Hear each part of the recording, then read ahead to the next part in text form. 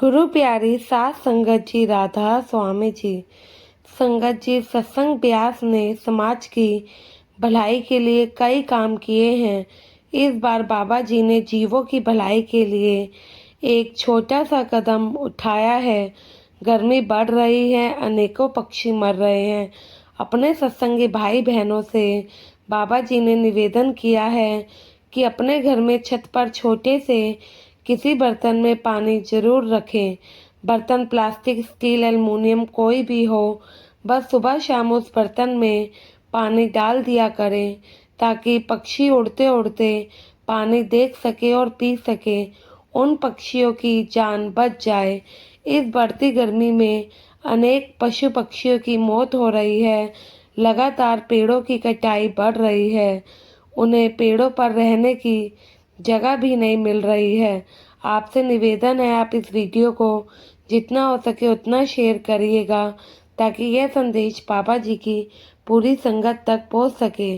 धन्यवाद। संगत जी, दो दोस्त थे। एक दोस्त का बेटा था और दूसरे दोस्त की एक बेटी थी। दोनों दोस्तों ने मिलकर आपस में अपने बच्चों का रिश्ता तय कर दिया। कुछ ही समय के बाद दोनों बच्चों की शादी हो जाती है। लड़की के ससुराल में भी नौकर चाकर थे, उसे किसी चीज की कोई कमी नहीं थी।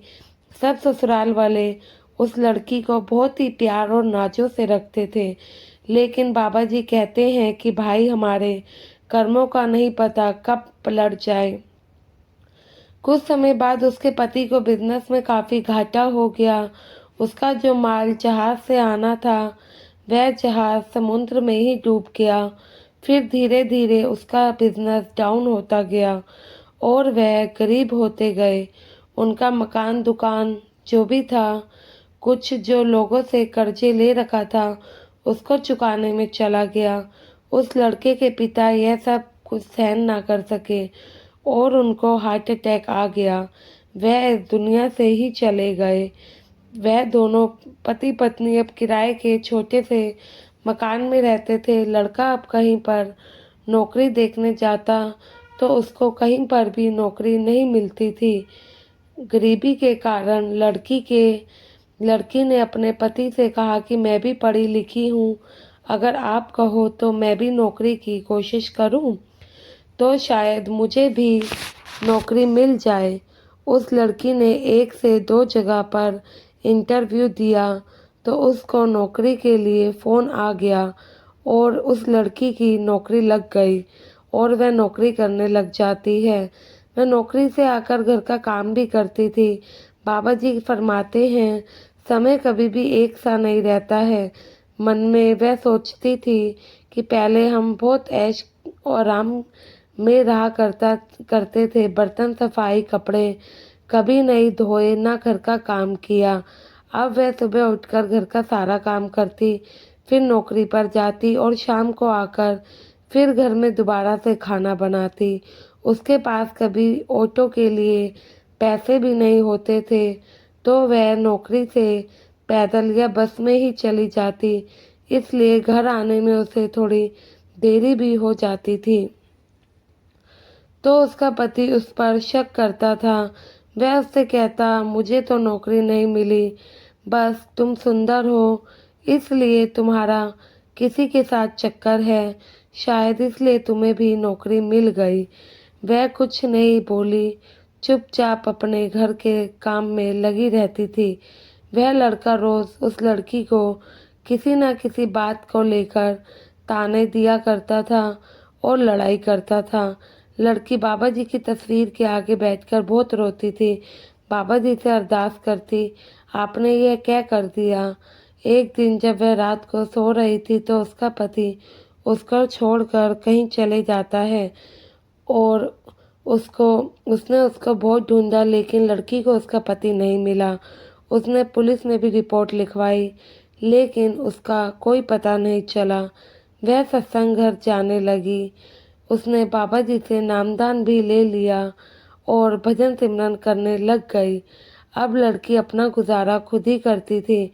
फिर बाबा जी भी कहाँ कोई कमी छोड़ते हैं अपने बच्चों के लिए। उस लड़की का पूरा काम, हर काम उस लड़की का बनने लगा। उसने नौकरी के साथ साथ घर पर शाम को अचार पापड़ का काम भी शुरू कर दिया और धीरे धीरे अब उस लड़की का काम धंधा काफ़ी ठीक होता गया। उसने अपने साथ साथ कुछ गरीब औरतों को भी काम पर लगा लिया। उसका एक छोटा सा किराए का कमरा था। उसने वहाँ पर साथ में एक छोटी सी अचार पापड़ की फैक्ट्री बना ली। उसका काम काफ़ी ठीक हो गया और चलने लगा।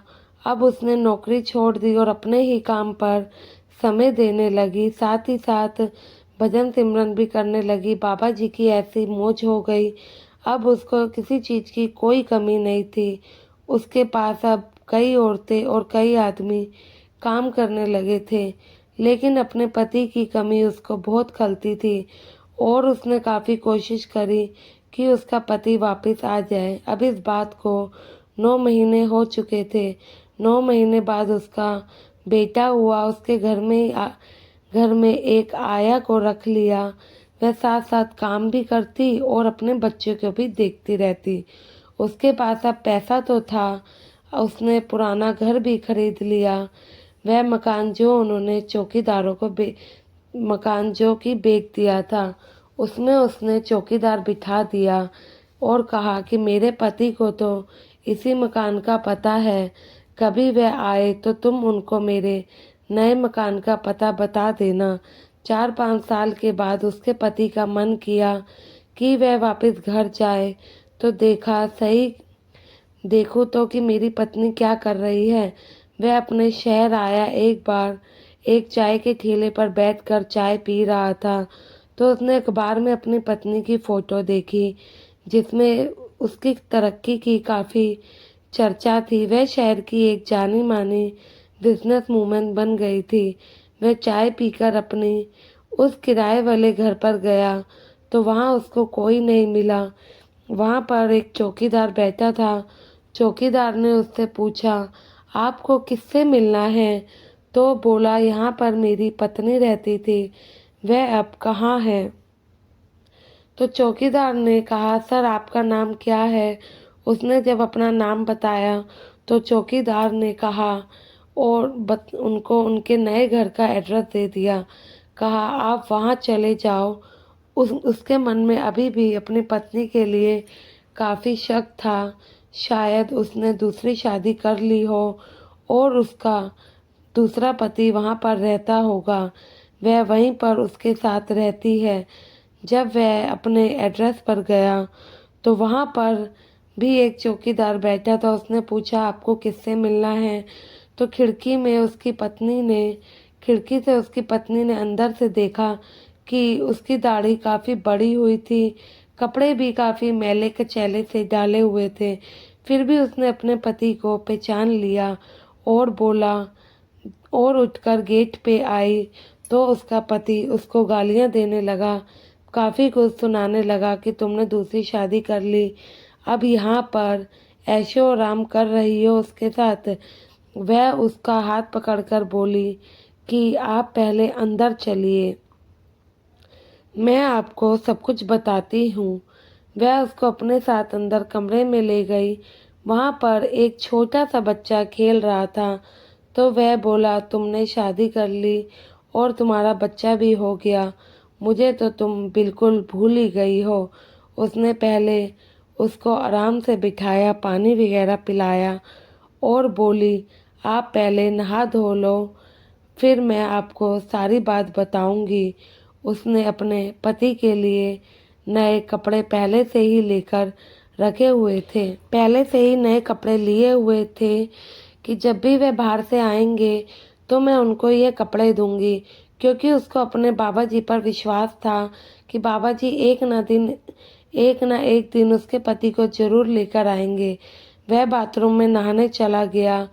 उस लड़की ने बाबा जी का शुक्राना अदा किया, बहुत बहुत शुक्रिया कहा कि आपने मेरे पति को और इस बच्चे को अपने पिता से वापस मिलवा दिया और वापस हमारे पास भेजा।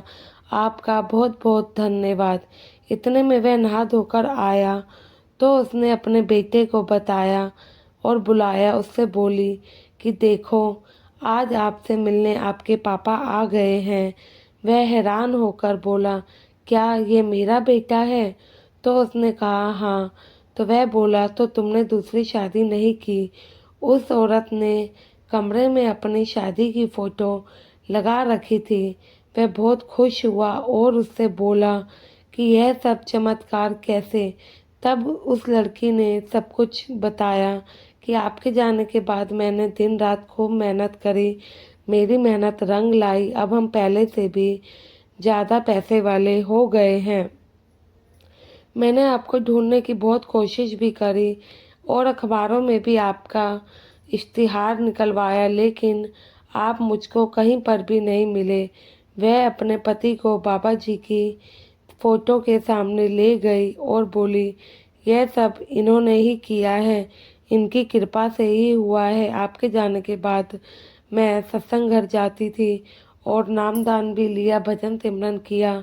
सद्गुरु की ऐसी मेहर हुई जिस कारण आज मैं यहाँ पर हूँ और उन्होंने हमारे ऊपर चमत्कार किया है और एक दूसरे को भी मिलवा दिया। वह दोनों हस्बैंड वाइफ सतगुरु का हाथ जोड़कर शुक्राना करते हैं, कहते हैं, शुक्र मालिका, शुक्र दातिया, तुम्हारा बहुत बहुत शुक्रिया। इसी के साथ संगत जी इजाज़त चाहते हैं। साखी अच्छी लगी हो तो कमेंट में राधा स्वामी ज़रूर लिखिएगा और अपने इस चैनल को सब्सक्राइब करके चैनल का हिस्सा ज़रूर बने जी। गुरु प्यारी साथ संगत जी।